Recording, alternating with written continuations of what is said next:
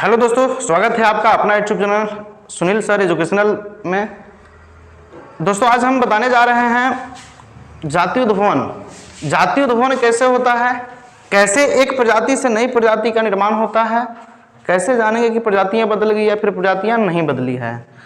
तो इस विषय में आज हम लोग चर्चा करेंगे। लेकिन इससे पहले हम लोग यह जान चुके हैं कि जैसे डीएनए जब लैंगिक जनन होता है तो डीएनए की प्रकृति का जब निर्माण होता है तो उस समय डीएनए की प्रकृति के निर्माण के समय डीएनए के प्रकृति के निर्माण के समय उत्परिवर्तन या हुए फेरबदल के कारण पीढ़ी दर पीढ़ी विभिन्नताएं संचरित होती जाती हैं। विभिन्नताएं क्या होती है?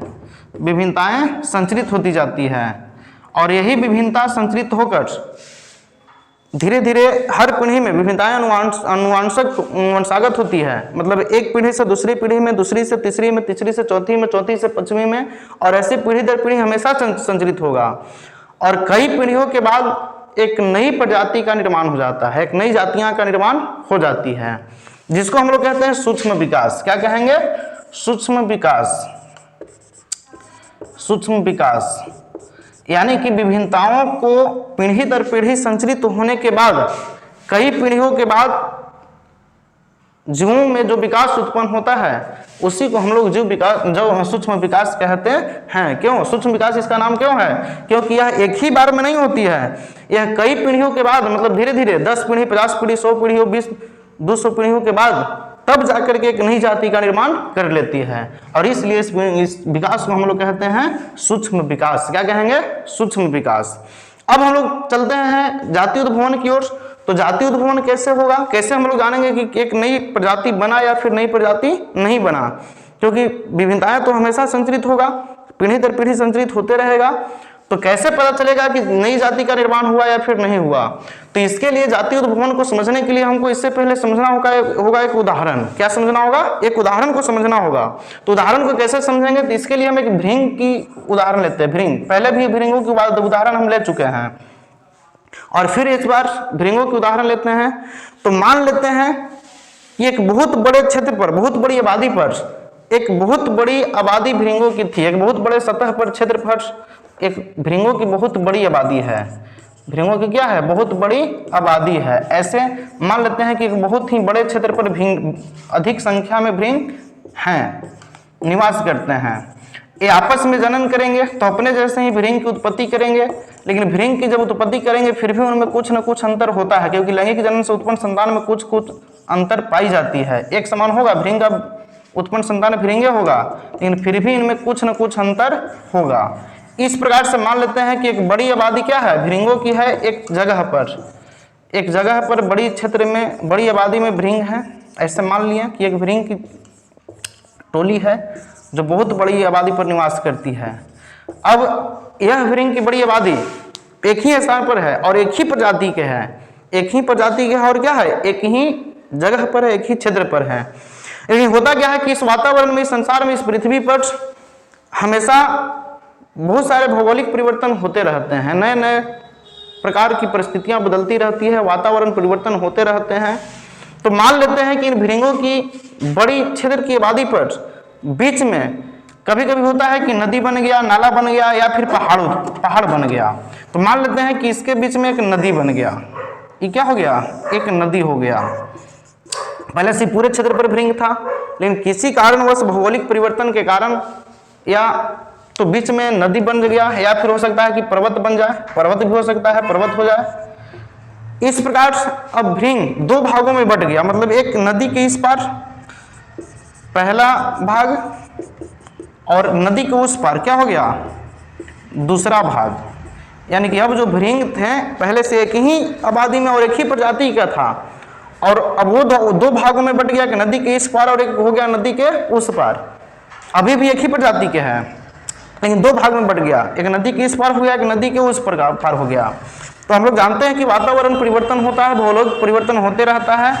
तो अब इस पार के भृंग इसी पार के भृंग के साथ जनन करेगा। मतलब नर भृंग जो होगा मादा के साथ प्रजनन करेगा और दूसरे पार के जो भृंग है इसी पार के दूसरे पार के ही भृंग नर भृंग मादा भृंग के साथ जनन की क्रिया करेगा, और जब जनन की क्रिया करेगा तो पीढ़ियां इसकी बढ़ती रहेगी।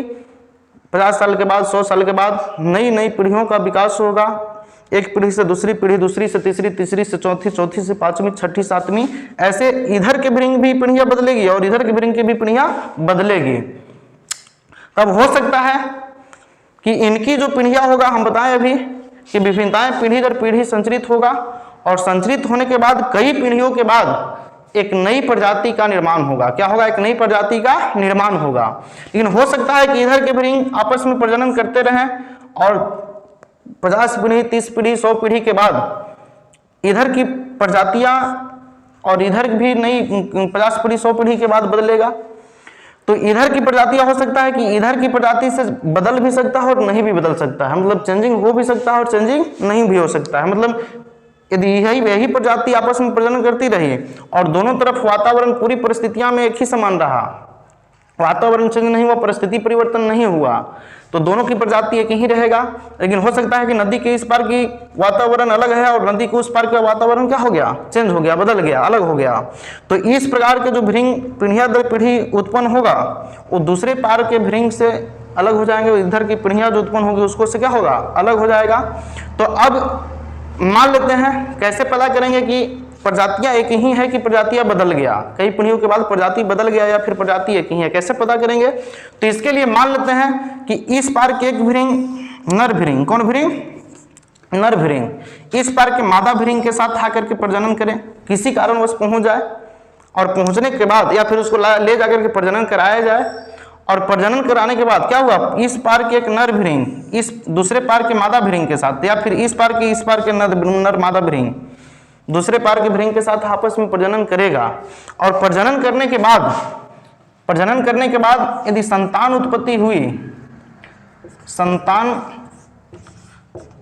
उत्पन्न हुई, देखिए इस पार का नर भृंग है और दूसरे पार का मादा भृंग है, यदि ये आपस में प्रजनन करते हैं और प्रजनन करने के बाद यदि संतान की उत्पत्ति हुई, संतान उत्पन्न हुआ, तो हम लोग ये समझें कि इनकी प्रजाति जो है अभी बदली नहीं है, इनकी प्रजाति बदली नहीं है, बदली नहीं है। अभी क्या है? प्रजाति दोनों का सेम है। जो इस पार के भृंग की प्रजातियां हैं, उस पार के भृंग की भी प्रजाति क्या है? दोनों की प्रजातियां अभी सेम है। और यदि प्रजनन की क्रिया हुई और संतान की उत्पत्ति नहीं हुई, संतान की उत्पत्ति नहीं हुई, तो यह समझा जाता है कि इनकी प्रजाति जो है, इनकी प्रजाति बदल गई है। क्या हो गई है? बदल गई है। इनकी प्रजाति क्या हो गया? चेंज हो गया, बदल गया। जब एक पार के नर भृंग दूसरे पार के मादा भृंग के साथ प्रजनन करेगा और संतान उत्पत्ति होगा, तो इनकी प्रजाति बदली नहीं है। और जब संतान की उत्पत्ति नहीं हुआ तो इससे यह माना जाता है कि इनकी प्रजाति जो है क्या हो गया? बदल गया। अब इस प्रकार एक नई प्रजाति का विकास होगा। क्या होगा? एक नई प्रजाति का विकास हुआ, और इसी विकास को हम लोग कहते हैं जाति उद्भवन। इसी को क्या कहा जाएगा? जाति उद्भवन कहते हैं। पहले से एक ही प्रजातियां था, लेकिन कई पीढ़ियों के बाद क्या हुआ? एक नई प्रजाति का निर्माण हुआ। इधर की प्रजाति अलग हो गया, उधर की प्रजाति अलग हो गया, इस प्रकार दो प्रजातियां बन गया। तो इस प्रकार एक नई प्रजाति का विकास या नई प्रजाति का निर्माण होना ही जाति उद्भवन कहलाता है। और यह हुआ किसके कारण? तो विभिन्नताएं के कारण ही होगा, क्योंकि विभिन्नताएं ही पीढ़ी दर पीढ़ी संचरित होकर के उत्पन्न होने वाले संतानों में विभिन्नता उत्पन्न करेगा, और विभिन्नता उत्पन्न करेगा तो एक नई पीढ़ी का निर्माण होता है। तो इस प्रकार से एक नई प्रजाति बना, और इसी को हम जाति उद्भवन कहते हैं। और यह था जाति उद्भवन कैसे हुआ। यह सभी बातों को आप लोग समझ चुके होंगे।